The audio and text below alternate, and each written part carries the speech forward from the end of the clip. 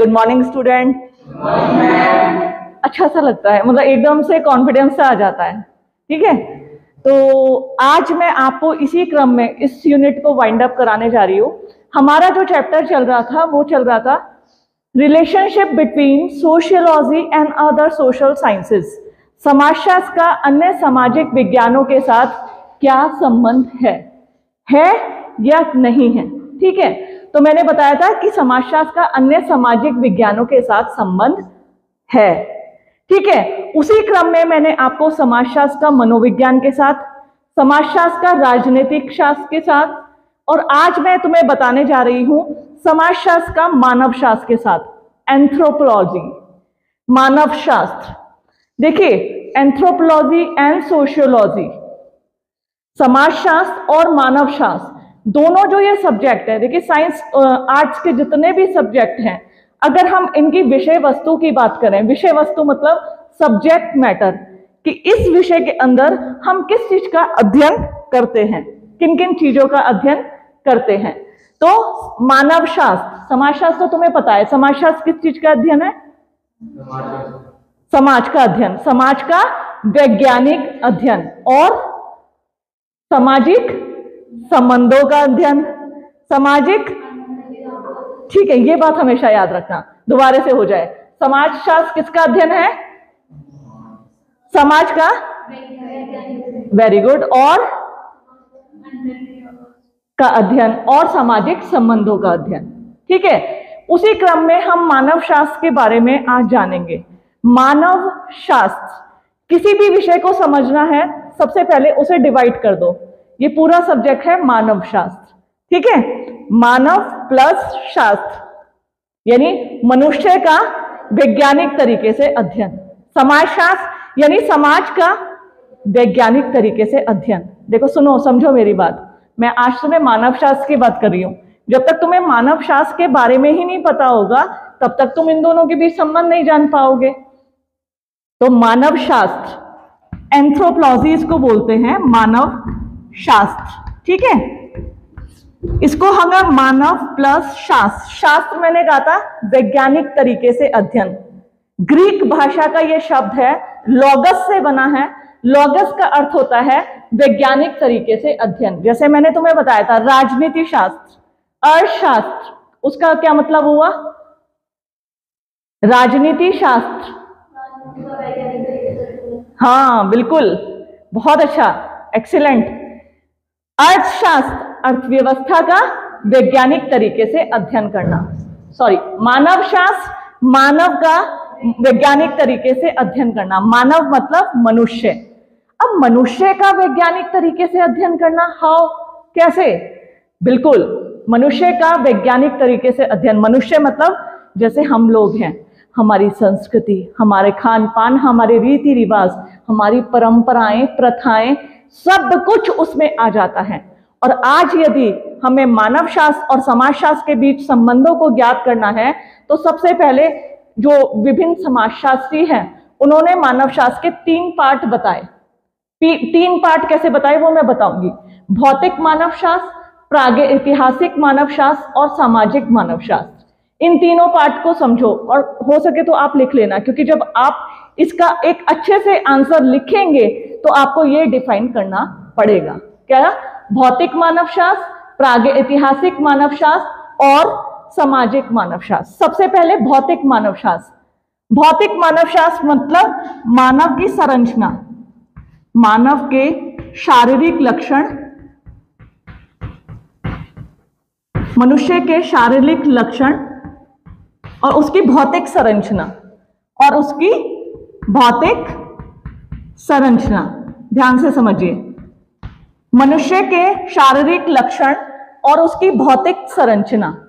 ठीक है, पहले इसको ध्यान से देखिए। आप मुझे बताइए, शारीरिक लक्षण किसे कहते हैं? कौन बताएगा? बैठे बैठे, शारीरिक लक्षण कुछ होते हैं शारीरिक लक्षण? अच्छा, एक बात बताओ, चलो एक एग्जांपल बताओ। मैं तुम्हारे सामने एक अमेरिकन, एक चाइनीज, ठीक है, एक इंडियन को खड़ा कर दूंगी, क्या तुम पहचान पाओगे इन तीनों में? को कि ये कौन चाइनीज है, कौन इंडियन है और कौन अमेरिकन है? पहचान लोगे कैसे? बताओ बताओ। मैंने लैंग्वेज वो बोल नहीं रहे हैं, चुपचाप खड़े हैं पुतले की भांति। अब बताओ कैसे पहचानोगे? एक बताओ। हाँ तानिया, बैठे बैठे बता दे। हाँ ठीक है, चेहरे की बनावट से, ठीक है, और कलर से, रंग से। जैसे अगर जो चाइनीज और अमेरिकन लोग होंगे वो जो होंगे एकदम गोरे से, और इंडियन जो होते हैं वो पीत मतलब हल्के से गोरे सांवले जिसे कहते हैं, ठीक है। फिर चाइनीज में आइस देख के पहचान जाओगे ये चाइनीज है, ठीक है। हेयर्स, उनकी आईब्रोज जो होती है डिफरेंट होती है। अब इसका रीजन बताती हूं। मैंने तुम्हें बताया है भौतिक मानव शास्त्र यानी शारीरिक लक्षण। देखिए, अगर मैं एक साउथ इंडियन को और एक नॉर्थ इंडियन को खड़ा कर दूंगी, हम देखते ही पहचान जाएंगे कि ये जो है ये साउथ इंडियन है और ये है जो है नॉर्थ इंडियन है। दूर से ही देख के पहचान जाओगे। कैसे? साउथ इंडियन का जो कलर होता है वो डार्क होता है, ठीक है। उनकी भौहें शारीरिक आकृति जो होती है उनकी प्रजाति के आधार पर होती है। देखिए, हमारे शारीरिक लक्षण में हमारी प्रजाति का बहुत बड़ा हाथ होता है। प्रजाति मतलब रेसेस, प्रजाति मतलब रेसेस। देखिए, प्रजाति मुख्य रूप से प्रकार की होती है, प्रोटो ऑस्ट्रेलियाड, मंगोलियाड और नीग्रोयाड। ध्यान से समझिए, प्रजाति प्रमुखतः 3 होती है, प्रोटो ऑस्ट्रेलियाड, मंगोलियाड और नीग्रोयाड। फिर से डिफाइन करती हूं। प्रोटो ऑस्ट्रेलियाड, मंगोलियाड और नीग्रोयाड।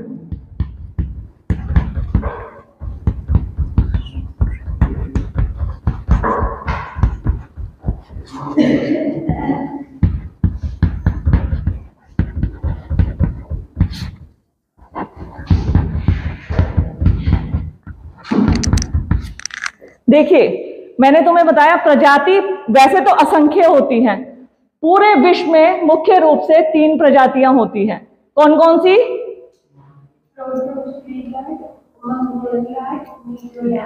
अब इनके मैं शारीरिक लक्षण बताती हूँ, और यकीन मानिए अगर आज आप इस क्लासरूम में इसकी शारीरिक बनावट समझ जाएंगे तो आप कभी भी इनमें भिन्नता ज्ञात नहीं कर पाएंगे। मतलब आप सहज ही आभास हो जाएगा कि आप किसी को कौन सी प्रोटो ऑस्ट्रेलियाड है, कौन सी मंगोलियाड है, कौन सी नीग्रोयाड। देखिए, प्रोटो ऑस्ट्रेलियाड पहली, जो अमेरिकन होते हैं बिल्कुल सफेद गोरे जिन्हें कहा जाता है। प्रोटो ऑस्ट्रेलियाड जो अमेरिकन होते हैं, मैंने कहा था ना American, Chinese and Indian. Proto Australoid जो एकदम से गोरे होते हैं। शरीर की बनावट और गठन वो लंबे होते हैं हाइट में, ठीक है। शारीरिक बनावट में खास तौर पर उनका रंग मुख्य रूप से होता है। मंगोलियाड बोलते हैं पीत प्रजाति। प्रोटो ऑस्ट्रेलियाड मतलब सफेद बोल दो, श्वेत जिसे कहते हैं। प्रोटो ऑस्ट्रेलियाड सफेद, नाम से याद कर लो, सफेद, पीत और काली। पीत मतलब पीली, सफेद मतलब सफेद, श्वेत, पीत और शाम। सफेद, पीली, काली। प्रोटो ऑस्ट्रेलियाड सफेद, मंगोलियाड पीत, नीग्रोयाड काली।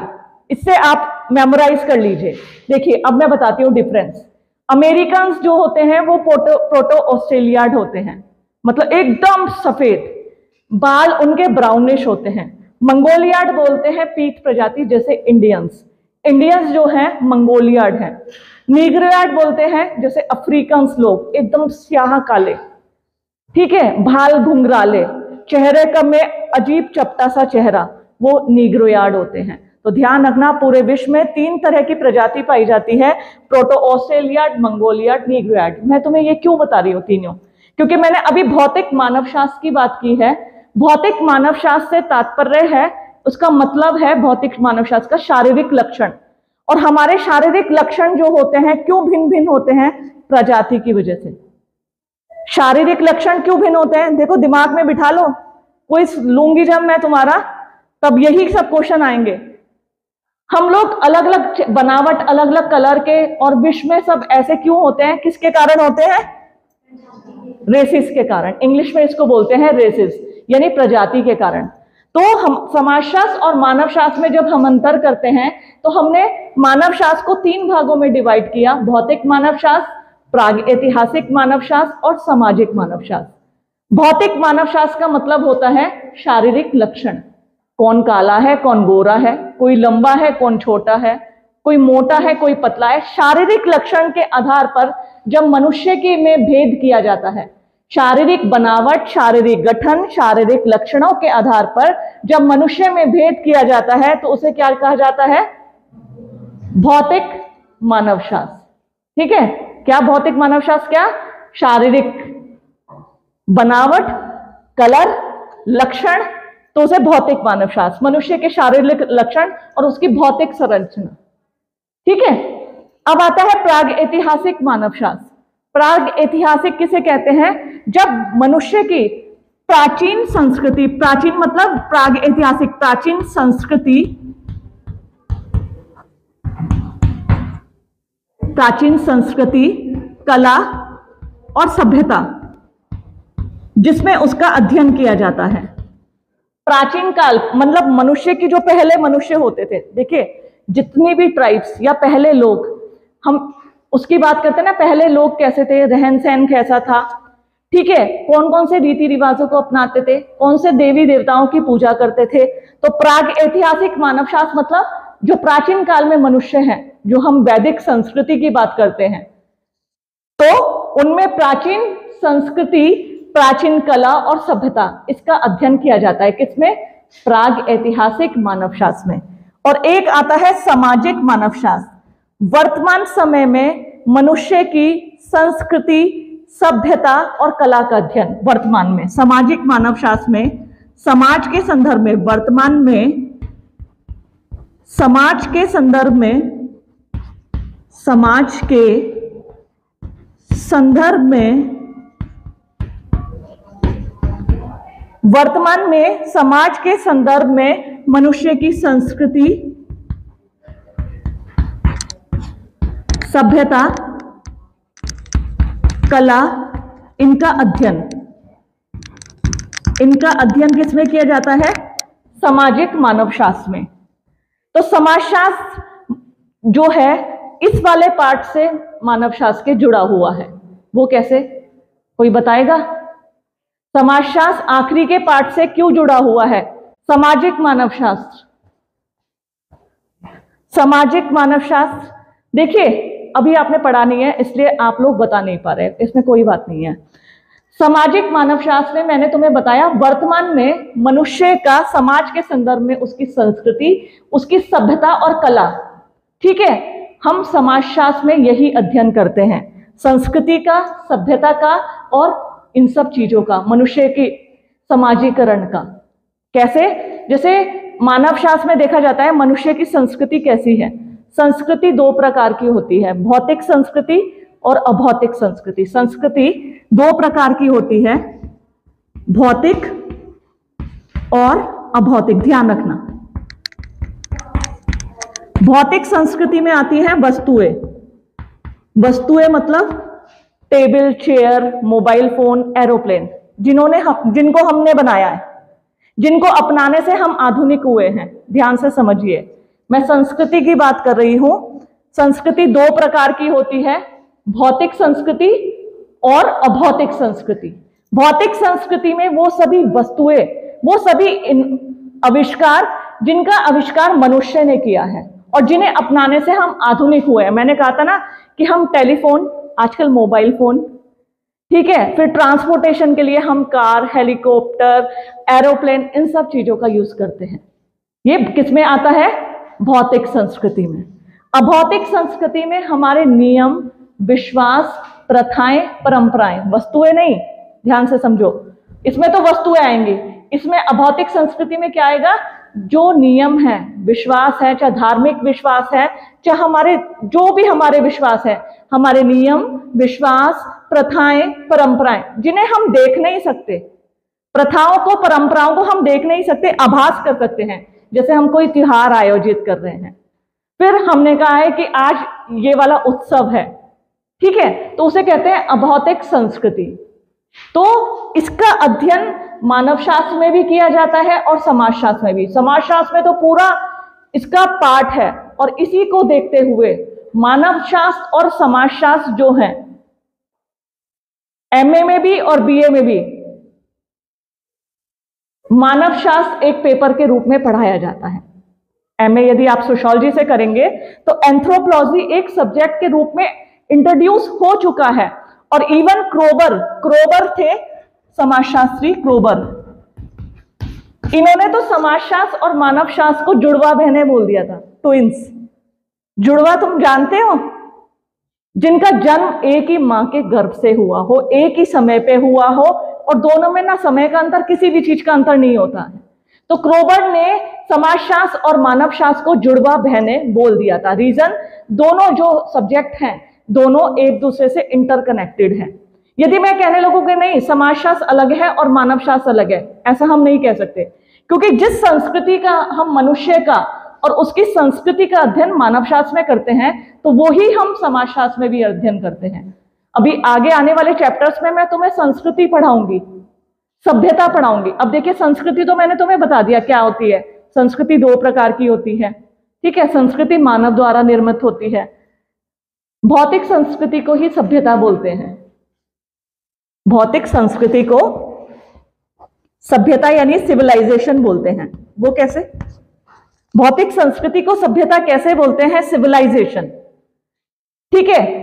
जिन वस्तुओं का आविष्कार हमने किया है और जिन्हें अपनाने से हम आधुनिक हुए हैं। मैं कहने लगूं आज मेरे घर में फ्रिज है, वॉशिंग मशीन है, टीवी है, सभी के घर में है, और ये आविष्कार हुआ है, और आजकल हम सभी लोग अपने दैनिक कार्यों को आसान बनाने के लिए करते हैं। चाहे उसमें मिक्सी का प्रयोग हो, फ्रिज का प्रयोग हो, सभी लोग करते हैं। तो जिन चीजों का आविष्कार मनुष्य ने किया है और इसे अपनाने से हम क्या हुए हैं? आधुनिक, मतलब मॉडर्न। हम कहते हैं हम वी आर मॉडर्न, हम बहुत मॉडर्न है, ठीक है। वो वाली फैमिली बहुत मॉडर्न है। किस लिए कहा जाता है? क्योंकि हमने भौतिक संस्कृति के आविष्कारों को अपनाया है। और जब हम भौतिक संस्कृति के आविष्कारों को अपनाते हैं और आधुनिकता की ओर अग्रसर होते हैं, तो उसे बोला जाता है सभ्यता, सिविलाइजेशन। देखिए, कहते हैं ना सिंधु घाटी की सभ्यता कहा जाता है ना, यहाँ की सभ्यता और रोम की सभ्यता, इस तरीके से सभ्यता की बात की जाती है। सभ्यता मतलब सिविलाइजेशन। उस समय क्या प्रचलित था? प्रचलित का मतलब सिर्फ खाने पीने से नहीं है, वहां पे बर्तन किस प्रकार के होते थे, कार्य किस प्रकार से किया जाता था, खेती कैसे की जाती थी, कौन से औजारों का इस्तेमाल किया जाता था, ठीक है। आज के अगर हम वर्तमान सिविलाइजेशन की बात करें, मॉडर्न जिसे हम कहते हैं हम सभ्य सोसाइटी से हैं, सभ्य समाज से हैं। इसलिए कहा जाता है क्योंकि आज जो हमारे पास उपकरण है, मशीनें हैं, वो हमारे कार्यों को आसान बना रही हैं, जिसे अपनाने से हम आधुनिक हुए हैं। तो इनका अध्ययन भौतिक जो संस्कृति है, सभ्यता, कला, इनका अध्ययन मानव शास्त्र में भी होता है और समाजशास्त्र में भी होता है। इसलिए ये दोनों जो शास्त्र है, समाजशास्त्र और मानव शास्त्र, दोनों क्या हैं? जुड़े हुए हैं, दोनों अंतर संबंधित हैं, इन दोनों में संबंध है, ठीक है। अब मैं तुम्हें बताने जा रही हूं समाजशास्त्र और अर्थशास्त्र के बीच संबंध। ये तो मैंने तुम्हें बताया समाजशास्त्र और मानव शास्त्र के बीच संबंध। अब मैं तुम्हें बताने जा रही हूं समाजशास्त्र और अर्थशास्त्र। अर्थशास्त्र मतलब, हाँ वेरी गुड, इकोनॉमिक्स। देखिए, मैंने आपको बताया था समाजशास्त्र किस चीज का अध्ययन करता है? समाज का वैज्ञानिक अध्ययन। उसी प्रकार अर्थशास्त्र किस चीज का अध्ययन करता है? अर्थव्यवस्था का वैज्ञानिक अध्ययन। देखिए, अर्थव्यवस्था, अर्थशास्त्र मतलब अर्थव्यवस्था और खास तौर पर आर्थिक व्यवहार। मैं तुमसे कहती हूं कभी भी ये टॉपिक रटना मत, आप लोग समझ के लिखिएगा। समझ के लिखने का मतलब होता है आप एक अच्छी अंडरस्टैंडिंग डेवलप करें। कैसे? कि आप उसको समझें, रटे नहीं। जैसे अर्थशास्त्र क्या है? ध्यान रखना, अर्थशास्त्र है आर्थिक व्यवहारों का अध्ययन, अर्थव्यवस्था का अध्ययन। ध्यान से समझो, आर्थिक व्यवहार, और समाजशास्त्र सामाजिक व्यवहार। हमें इन दोनों के बीच संबंध बताना है। किसके बीच? समाजशास्त्र के बीच और अर्थशास्त्र के बीच। तो समाजशास्त्र समाज का वैज्ञानिक अध्ययन है, सामाजिक संबंधों का, सामाजिक व्यवहारों का अध्ययन है। अर्थशास्त्र जो है अर्थव्यवस्था का और आर्थिक क्रियाओं का, आर्थिक व्यवहारों का अध्ययन है। सबसे पहली लाइन तो यही हो गई दोनों के कंपैरिजन की, कि जहां समाजशास्त्र सामाजिक संबंधों का, समाज का अध्ययन है, सामाजिक व्यवहारों का अध्ययन है, उसी प्रकार अर्थशास्त्र अर्थव्यवस्था का अध्ययन है, आर्थिक संबंधों और आर्थिक व्यवहारों का अध्ययन है। ठीक है, अर्थशास्त्र की बात करती हूं। आर्थिक संबंध यानी इकोनॉमिकल रिलेशन जिसे हम कहते हैं, आर्थिक संबंध और आर्थिक व्यवहार, आर्थिक संबंध और आर्थिक व्यवहार। और कौन कौन से आते हैं? जैसे उत्पादन, अर्थशास्त्र में उत्पादन, उपभोग, विनिमय, वितरण,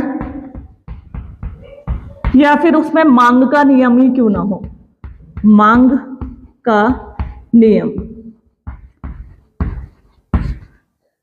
अर्थशास्त्र में हम आर्थिक क्रियाओं और आर्थिक व्यवहारों का अध्ययन करते हैं, जिसमें हम उत्पादन मतलब प्रोडक्शन, उपभोग यानी कंज्यूम जो हम करते हैं, चीजें उपभोग करते हैं, इस्तेमाल करना। ठीक है, हमने कपड़े खरीदे पहनने के लिए, सब्जी खरीदी खाने के लिए, बिस्किट का पैकेट लिया खाने के लिए, मिक्सी ली अपने दैनिक कार्यों को आसान करने के लिए, अपनी स्कूटी ली अपनी राह को सरल बनाने के लिए। ध्यान से समझो मेरी बात। उत्पादन होता है प्रोडक्शन, जो कि होता है कंपनी में। मेरी एक एक चीज को अगर नहीं ध्यान आ रही है ना, अगर समझ नहीं आ रहा हो तो मुझे बता देना, दोबारा समझा दूंगी मैं। अर्थशास्त्र आर्थिक संबंध और आर्थिक व्यवहारों का अध्ययन है, जिसमें हम उत्पादन होता है कंपनियों में, या किसान खेतों पे सब्जी उगा रहा है तो उसे भी कहते हैं उत्पादन। कंपनी में मशीनें बन रही है, कपड़े बन रही है, डब्बा बंद खाने बन रहे हैं, बिस्किट बन रहे हैं, उसे बोलते हैं उत्पादन। ठीक है, उपभोग बोलते हैं कंज्यूम, इस्तेमाल करना। जो कंपनी में चीजें बनी, हमने जैसे घड़ी पहनी कंपनी में बनी थी, ठीक है, आज मैंने सब्जी लाई बाजार से, किसान ने उगाई खेत में, लेकिन मैं उसका इस्तेमाल कर रही हूं, कंज्यूम कर रही हूं, उपभोग। तो उत्पादन, उपभोग, विनिमय बोलते हैं एक्सचेंज को। आज तुम बाजार से सामान लेके आना हो, यदि आज तुम्हें कुछ बाजार, तो कैसे लाते हो, है ना, मुद्रा के माध्यम से। तुमने दुकानदार से पूछा कि ये भैया ये पेन और कॉपी कितने की है, इतने की, तुमने पैसे दिए, बदले में उसको सामान को ले लिया। दिस इज जो हम इसको बोलते हैं एक्सचेंज, विनिमय। वितरण, डिस्ट्रीब्यूशन, हाँ डिस्ट्रीब्यूशन, वितरण। डिस्ट्रीब्यूशन किसे कहते हैं? मांग के अनुसार। जैसे कोई दुकानदार ने कहा कि आज तो मेरा सारा माल खत्म हो गया, रजिस्टर मैंने 100 मंगवाए थे, 100 के 100 खत्म, कि भैया मेरे 500 रजिस्टर भेज देना। ठीक है, जहां की जनसंख्या के अनुसार डिमांड होती है वहां सामान मंगाए जाते हैं, वितरण, उसे डिस्ट्रीब्यूशन कहते हैं। जैसे बड़े बड़े शहरों में, दिल्ली में जाओगे, दिल्ली की तुम किसी स्टेशनरी की शॉप में जाओगे, वहां लोग हजारों की संख्या में खरीद के लाते हैं, क्योंकि वो बेचने का काम करते हैं। यदि तुम टिहरी में से सामान खरीद के लाओगे, यहाँ फुटकर विक्रेता कहते हैं उन्हें, रिटेलर जिसे कहते हैं। एक होते हैं होलसेलर, होलसेलर का मतलब वो बल्क में सामान को देते हैं। एक होते हैं फुटकर विक्रेता, फुटकर विक्रेता रिटेलर, जो कि एक एक दो दो क्वांटिटी में देते हैं, जो हम सामान लेके आते हैं। ठीक है, तो वितरण बोलते हैं डिस्ट्रीब्यूशन, और मांग कहते हैं जिस हिसाब से सामान इस्तेमाल होता है या बिक जाता है, उसके अनुरूप वो मांग करता है कि इतना सामान मुझे माल भेज दो। ये सब मैंने तुम्हारी भाषा में समझाया है। तो अर्थव्यवस्था जो है आर्थिक संबंध, आर्थिक व्यवहारों का अध्ययन है। उत्पादन, उपभोग, विनिमय, वितरण, मांग का नियम, ये हमारे समाज में घटित होते हैं। जितने भी ये आर्थिक क्रियाएं हैं, ये हमारे समाज का हिस्सा है, और इसका हमारे समाज से सीधा संबंध है। कैसे? चीजों का इस्तेमाल कौन करता है? हम सभी व्यक्ति। उत्पादन कौन करता है मिलके? हम सभी व्यक्ति। ठीक है, फिर एक्सचेंज कौन करता है? हम कमाते, जैसे हम कमाएंगे, जैसे मैं आज यहां हूं, तो जो मुझे सैलरी मिलती है उसके बदले में खर्चा करती हूं। तो विनिमय, एक्सचेंज कैसे होता है? हम ही सब व्यक्तियों के बीच। इस समय भी एक्सचेंज हो रहा है। बताएंगे कैसे एक्सचेंज चल रहा है हम दोनों के बीच, स्टूडेंट और टीचर के बीच। मैं तुम्हें पढ़ा रही हूं, उसके लिए मुझे सैलरी मिल रही है, समझो मेरी बात। तुम पढ़ रहे हो, उसके लिए तुमने फीस अदा की है, ठीक है, एक्सचेंज है ये। किस चीज का एक्सचेंज है? मैं तुम्हें शिक्षा दे रही हूं और तुम शिक्षा ग्रहण कर रहे हो, उसके बदले में तुम पे कर रहे हो। नो मैटर ये गवर्नमेंट इंस्टीट्यूट है तो यहाँ फीस बहुत कम है। अगर तुम यही शिक्षा किसी प्राइवेट इंस्टीट्यूट या कोचिंग सेंटर में लेने जाएंगे, वहां लाखों रुपए महीना फीस होती है। तो ये भी एक्सचेंज है। तो उत्पादन, उपभोग, विनिमय, वितरण, ये सब हमारे समाज का ही हिस्सा है, समाज में ही घटित होता है, सोसाइटी में ही घटित होता है। सोसाइटी में कैसे, समाज में कैसे? समाज जो है, कहीं ना कहीं समाज जो आर्थिक संबंध है वो समाज को एक रूप में बांधता है। अगर समाज ना होना तो ये सब चीज भी नहीं होगी। इसकी भी हम किसी की कल्पना नहीं कर सकते समाज के बिना। जंगल में कोई फैक्ट्री नहीं लगेगी, जंगल में कोई खरीदने नहीं जाएगा, क्योंकि हमारा सभ्य समाज है जिसके द्वारा इसका निर्माण किया गया है, आर्थिक व्यवहारों का। और साथ ही साथ हम अर्थव्यवस्था में जैसे विनिमय की बात करते हैं। विनिमय, प्राचीन काल में रुपया, पैसा जब अस्तित्व में नहीं था तो मनुष्य क्या करता था? वस्तु विनिमय, एक्सचेंज थ्योरी है एक, उसे मैं डिस्क्रिप्टिव पढ़ाऊंगी। मैंने तुम्हें बताया था, कोई मिट्टी के बर्तन बनाने वाला बर्तन देता है, बदले में उसके बदले अनाज लेता है, ठीक है। या किसी के पास गेहूं ज्यादा हुए और चावल नहीं है तो उसने गेहूं देकर बदले में चावल ले लिए। That is called exchange theory, विनिमय सिद्धांत, एक्सचेंज। और जरूरी नहीं है, प्राचीन काल में तो मुद्रा अस्तित्व में थी ही नहीं। कूला और पोटलेच करके ट्राइब्स के वो थे, वो भी एक्सचेंज थ्योरी पर आधारित थे। वो मैं अभी नहीं पढ़ाऊंगी, इतना इसको डीपली नहीं जाऊंगी, है ना। तो जो हमारे विनिमय होते थे प्राचीन काल में, ऐसा माना जाता था लोग विनिमय के माध्यम से सोशल रिलेशन बना लेते थे, सामाजिक संबंध, सोशल रिलेशन, सामाजिक संबंधों का निर्माण हो जाता था। वो कैसे? मैंने बताया, लोग कहते थे कि हर साल अब हम तुमसे ही अनाज लेंगे, ठीक है। फिर उनमें अनाज एक्सचेंज करते करते कि तुम्हारा लड़का है और मेरी लड़की, तो वो वैवाहिक संबंध स्थापित कर देते थे। तो क्या, और आज अब तुम देखो, मैंने अंबानी की जो मैरिज देखी है वो भी तो वो है, जो राधिका मर्चेंट है उसके फादर भी इंडस्ट्रियलिस्ट है और अंबानी भी इंडस्ट्रियलिस्ट है। तो ये भी कहीं ना कहीं जो होता है, ये हमारे इकोनॉमिकल रिलेशन है जो सोशल रिलेशन में तब्दील हो गए। वो दोनों आपस में इंडस्ट्रियलिस्ट थे, उन्होंने अपने आर्थिक संबंधों को अपने सोशल रिलेशन में तब्दील कर दिया। कैसे? और ये एग्जाम्पल दे सकते हो, आप ये मत सोचना ये आप एग्जाम में नहीं लिख सकते हो, रिलेवेंट एग्जाम्पल है, आप बिल्कुल अच्छे से इसको लिख सकते हो। किस प्रकार मनुष्य आर्थिक संबंधों से सामाजिक संबंधों में बन जाता है। और दुर्खीम ने तो बात इसी की है। एमाइल दुर्खीम थे, एमाइल दुर्खीम ने डिवीजन ऑफ लेबर दिया था, श्रम विभाजन, डिवीजन ऑफ लेबर, श्रम विभाजन। डिवीजन ऑफ लेबर किसे कहते हैं? श्रम विभाजन। मोहन, डिवीजन, वेरी गुड, बिल्कुल सही। कॉन्फिडेंस लाओ अपने अंदर, आत्मविश्वास। ये आत्मविश्वास मैंने कहा था तुम्हें आगे ले जाएगा। डिवीजन ऑफ लेबर, डिवीजन मतलब बंटवारा, लेबर मतलब कार्यों का, श्रम का। श्रम को छोटे छोटे पार्ट में डिवाइड कर देना, डिवाइड मतलब बांट देना, जिससे कार्य बहुत अच्छा हो। मैंने तुम्हें बताया था कि कार्य जैसे कोई प्राचीन काल में होता था, महिलाएं घर का कार्य करती थी, पुरुष जंगलों से लकड़ी लाते थे, बच्चे घर के कार्यों में हाथ बटाते थे, और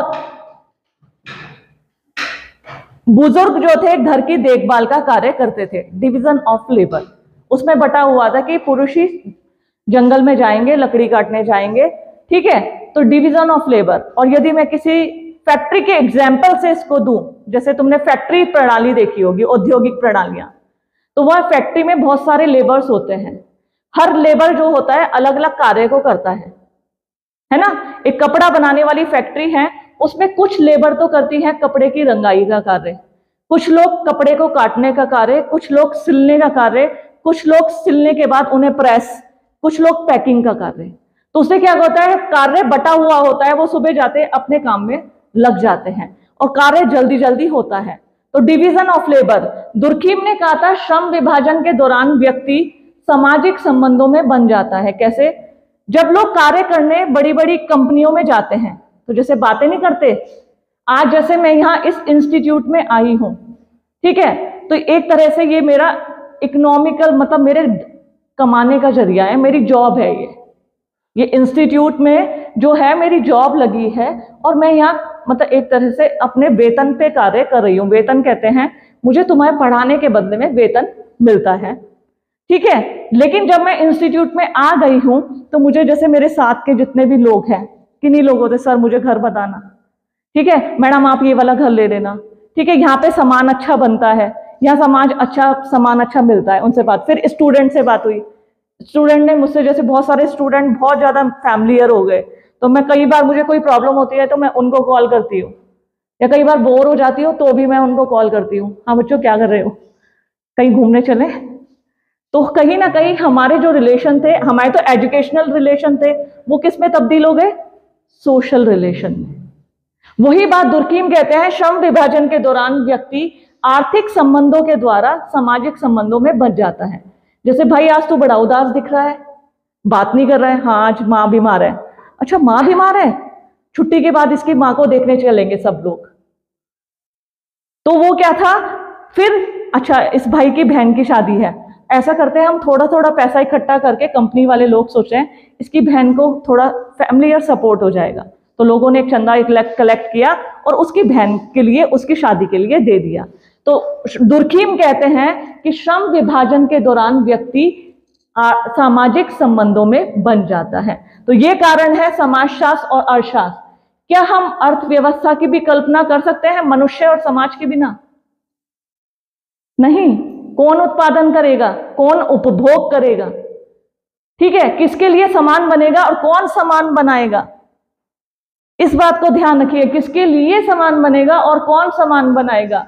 तो समाजशास्त्र और अर्थशास्त्र आपस में जुड़े हुए हैं, आपस में इंटर कनेक्टेड है।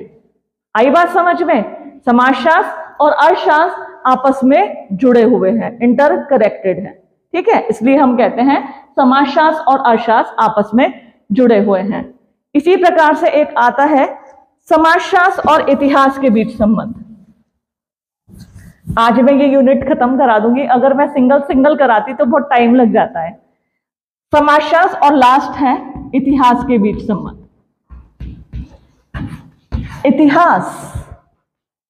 इतिहास मतलब इंग्लिश में प्रिंस, हिस्ट्री। जो घटनाएं घटित हो गई, जो घटनाएं घटित हो गई उन्हें हम इतिहास बोलते हैं। जो मैंने कल क्लास ली थी या शाह सर ने क्लास ली थी वो इतिहास हो गई अब, क्योंकि वो घटना घटित हो गई। जो घटनाएं घटित हो गई उनका जब हम वर्तमान में अध्ययन करते हैं, समझो मेरी बात, इतिहास किसे कहते हैं? जो पूर्व में घटनाएं घटित हो गई और उनकी चर्चा हम आज कर रहे हैं वो इतिहास है। इतिहास में क्या था, क्यों था, कैसे था, इतिहास वो क्या था, कैसे था और क्यों था, उनका अध्ययन हम वर्तमान में जब करते हैं, ऐतिहासिक घटनाओं का, ठीक है, ऐतिहासिक व्यक्तित्व का, ऐतिहासिक की परंपरा, प्रथा, संस्कृति का अध्ययन जब हम वर्तमान में करते हैं तो उसे बोला जाता है इतिहास। इतिहास ही है वर्तमान में जो घटनाएं घटित हो चुकी हैं उनका जब हम वर्तमान में अध्ययन करते हैं तो उन्हें इतिहास बोला जाता है। मैंने बताया था ना, इतिहास भी 3 भागों में विभाजित है, प्राग ऐतिहासिक, आदि ऐतिहासिक और ऐतिहासिक। कोई बताएगा? ये 3 अंतर मैं बता चुकी हूं। ना, हाँ हल्का सा, लेकिन प्राग ऐतिहासिक, आदि ऐतिहासिक और ऐतिहासिक। प्राग ऐतिहासिक जब हमें मिले तो हैं लेकिन हमें पता नहीं है कौन से सन के हैं, क्या है, उनके बारे में हमें कुछ भी अता पता नहीं है, उसे बोलते हैं प्राग ऐतिहासिक। आदि ऐतिहासिक बोलते हैं हमें लिखावट भी मिल गई, चीजें भी मिल गई, लेकिन हम उस पे को पढ़ नहीं पा रहे हैं, हमें पढ़ने की लिपि का ज्ञान नहीं है।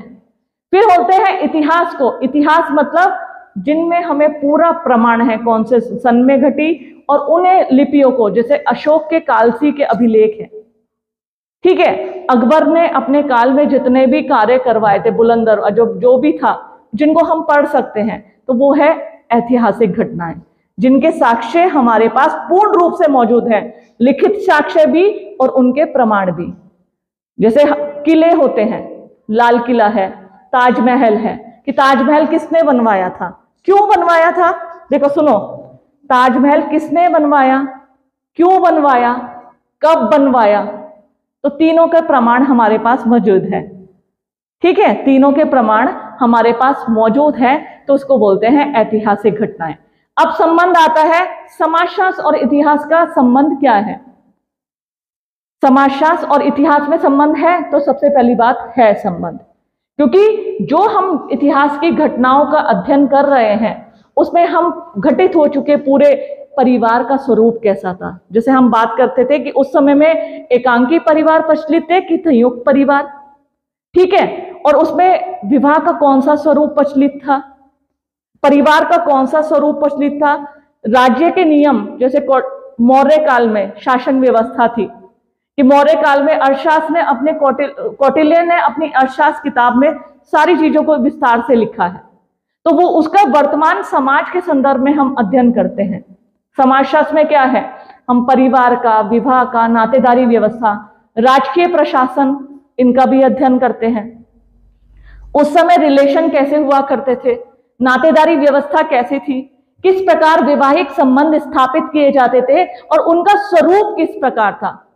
Kinship system, kinship, Shrimati Irawati Karve ने किनशिप ऑर्गेनाइजेशन इन इंडिया एक किताब लिखी थी, और उस किताब में आपने बताया था कि नातेदारी व्यवस्था किस प्रकार होती थी। जैसे पहले संबंधों का जो स्वरूप था, ब्लड रिलेशंस में भी वैवाहिक संबंध स्थापित हो जाते थे।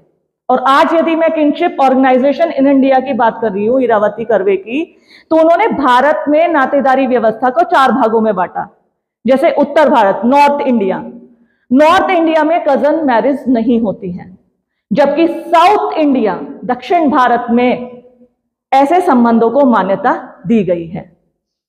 तो इतिहास क्या था, क्यों था, कैसे था, कब हुई घटना घटित, उसका अध्ययन करता है। और समाजशास्त्र समाज का अध्ययन, सोसाइटी का अध्ययन, समाज कैसा था, उनकी संस्कृति, उनकी प्रथाएं, उनकी रीति रिवाज, परिवार का स्वरूप कैसा था, ज्वाइंट फैमिली और न्यूक्लियर फैमिली।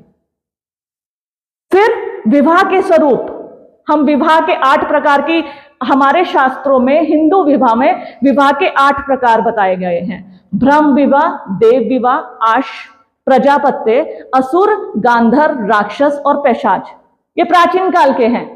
और अब के समाजशास्त्रियों ने इसका विस्तार से वर्णन किया कि आज के टाइम में कितने प्रकार के प्रचलित हैं, तो मात्र 2 प्रकार के, जबकि पहले थे 8 प्रकार। ब्रह्म विवाह, देव विवाह, आश, प्रजापत्य, असुर, गांधर्व, राक्षस, पैशाच, 8 प्रकार के थे। और वर्तमान में सिर्फ इसके 2 प्रकार। अब मैं तुम्हें जब विवाह पढ़ाऊंगी ना, तो इन 8 प्रकारों को विस्तार से पढ़ाऊंगी। तो कहने का मतलब ये तो इतिहास हुआ ना, जो मैंने 8 प्रकार आप लोगों को बताए, ये मैंने जो इतिहास की घटनाएं घटित हो चुकी हैं वो आपको आज के बताई, अब बताई है। और मैंने ये भी बताया आज वर्तमान में कितने प्रकार, 2 और से 3 तक। बहुत सी ट्राइब में वधू मूल्य होता है, वधू मूल्य, लड़की के पैसे चुकाकर उसको लिया जाता है, उसे कहते हैं वधू मूल्य। ठीक है, तो वो भी प्रकार, दहेज भी का भी ट्रेंड है।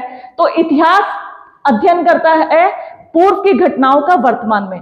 और समाजशास्त्र इससे क्यों संबंधित है, समाजशास्त्र इसलिए संबंधित है कि समाजशास्त्र में हम उन पूर्व की घटनाओं का अध्ययन भी करते हैं वर्तमान में, जानने के लिए परिवार का स्वरूप कैसा था, विवाह का स्वरूप कैसा था, नातेदारी व्यवस्था कैसी थी, समाज का प्रकार कैसे था, हमारे ऊपर नियंत्रण कैसे रखा जाता था। जैसे आज तो नियंत्रण रखने के लिए पुलिस, प्रशासन, न्यायालय है, प्राचीन काल में नियंत्रण कैसे रखा जाता था, तो ये हमें बताएगा प्राचीन काल में नियंत्रण कैसे रखा जाता था।